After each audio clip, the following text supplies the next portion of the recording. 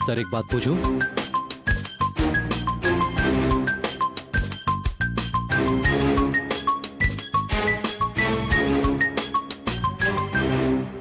पूछो। सर आपने रणछोड़ प्रसाद का केस क्यों लिया? सर आपके लेवल का तो ये केस है ही नहीं, शुरू होने से पहले ही खत्म हो जाएगा। सर सारे गवाह और सबूत मिस्टर रणछोड़ प्रसाद के खिलाफ हैं और ये केस आप बहुत आसानी से जीत जाएंगे। और सर आप ही तो कहते हैं कि आसान जीत में बिल्कुल मजा नहीं है, तो फिर इस केस को लेने की कोई खास वजह? कभी कभी कोई केस जीतने के लिए नहीं बल्कि किसी को हराने के लिए भी लड़ा जाता है राजेश। इस केस में मेरी जीत रणछोड़ को सजा दिलाने में नहीं बल्कि जगमोहन प्रसाद को हराने में है। कल बहुत दिनों के बाद जगमोहन प्रसाद और डीके त्यागी कोर्ट में आमने सामने होंगे। बहुत मजा आएगा। पूरा एपिसोड देखिए ZEE5 पर। आइए आइए, कहाँ हैं शहर के सबसे बड़े वकील जगमोहन प्रसाद जी?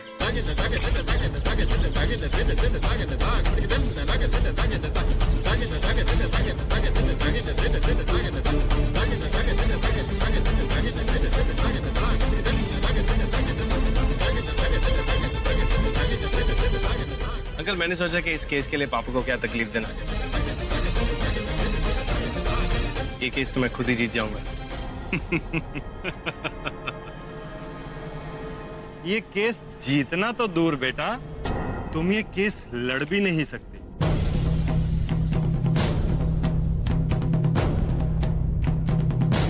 मालूम नहीं तुम्हें? तुम तो मर गए बेटा।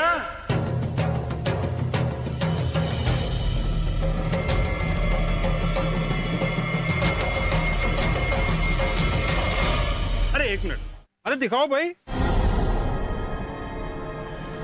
इन्हें वो पेपर दिखाओ जल्दी। एक बार इस पर नजर डाल दीजिए सर। आपकी मौत की खबर आने के बाद आपका नाम बार काउंसिल से काट दिया गया। That's why you are not eligible to fight any case.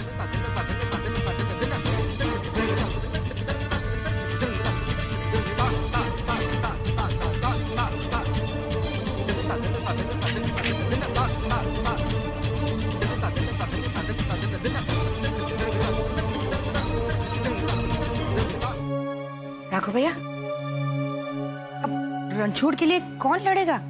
हे भगवान, कैसे कैसे कष्टों से गुजरना पड़ता है हमारी बेटी को। आभा की वजह से एक भाई की जिंदगी तो ऑलमोस्ट बर्बाद हो ही चुकी थी। मन नहीं भरा तो दूसरे भाई के पीछे पड़ी है। कभी कभी तो ऐसा लगता है कि आभा से हमारी खुशियां देखी ही नहीं जाती। कनिका जी बस, आप भी अच्छी तरह जानती हैं कि सच क्या है। और हमारी आभा को कोसने की जरूरत नहीं है, समझी? वक्त इन सब बातों का नहीं है भाई। जरा सोचो, प्रसाद परिवार पर क्या बीत रही होगी।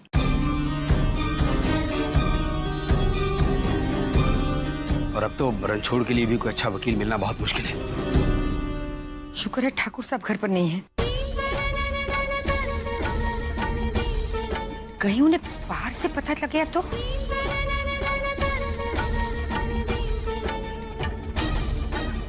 अब भगवान ही हमें बचा सकते हैं। कोई प्रैक्टिस सेशन नहीं है। मैं जानता हूँ तुमने लॉ पढ़ा है, लेकिन त्यागी के सामने तुम्हारा एक्सपीरियंस नाक के बराबर। हम जानते हैं करण, पर आप है ना? मैं हूँ तुम्हारे साथ, मैं केस नहीं लड़ सकता। फिर हम मिलके तो कर सकते हैं ना। हमारा विश्वास कीजिए, हमें रणछोड़ की बेगुनाही साबित करनी है। करेंगे हम करण, हम मिलके करेंगे।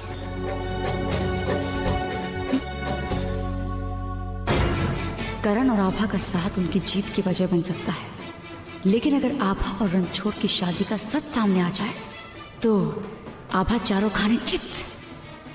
फिर करण तो क्या, वो खुद इमोशनली इतनी टूट जाएगी कि खुद को संभाल ही नहीं पाएगी। त्यागी जी, करण को सच बता दो।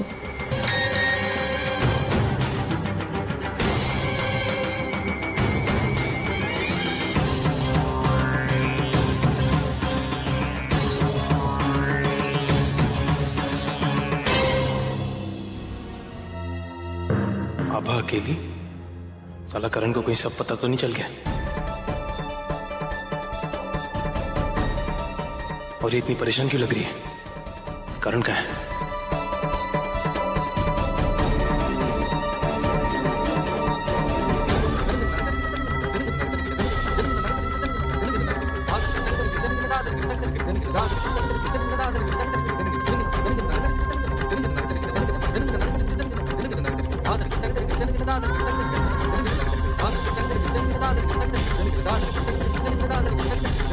आभा जी, वेलकम।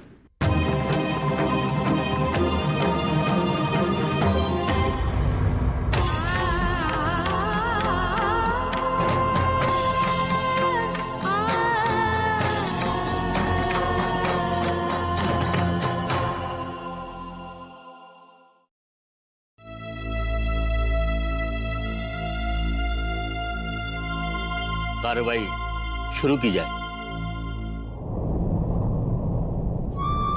करण, मैं समझता हूं करण, यूं अचानक ये शादी हुई थी?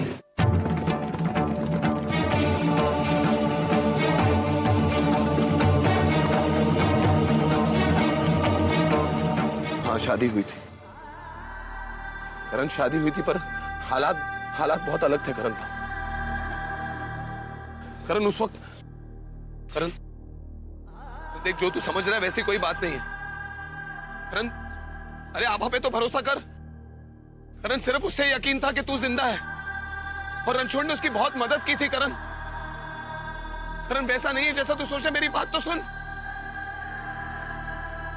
करण। आभा सिर्फ तुझसे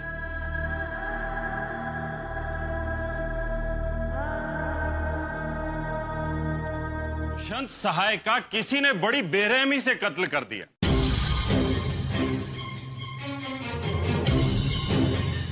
और कत्ल से कुछ देर पहले ही मिस्टर रणछोड़ प्रसाद और दुष्यंत सहाय में एक बार में बहुत जोर से मुठभेड़ हुई थी।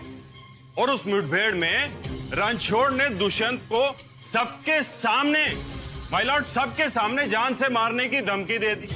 और रणछोड़ के पास दुष्यंत को मारने की वजह भी थी, क्योंकि दुष्यंत मिस्टर जगमोहन प्रसाद की जायदाद में बराबर का हिस्सेदार था और वो स्वर्ण भवन में अपना हिस्सा चाहता था, जो कि रणछोड़ को बात बिल्कुल पसंद नहीं थी। जब दुष्यंत सहाय ने अपने साथ होने वाली नाइंसाफी के खिलाफ आवाज उठाई तो रणछोड़ ने उसे जान से मार दिया। Milord, objection my Lord.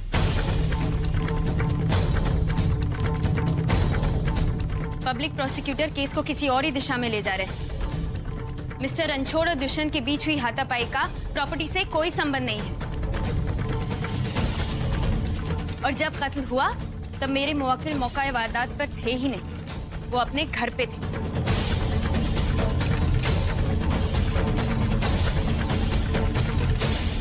My Lord, हमारे डिफेंस लॉयर नहीं है, ये शायद भूल रही हैं कि सच को सिर्फ सबूत की नजर से देखा जाता है।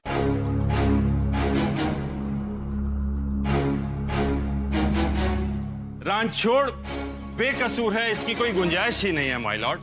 मेरे पास सबूत हैं, गवाह हैं, ये देखिए।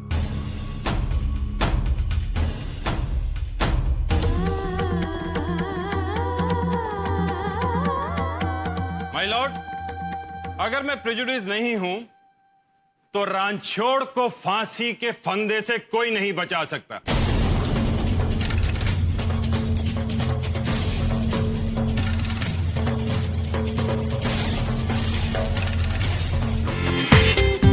पूरा एपिसोड देखिए ZEE5 पर।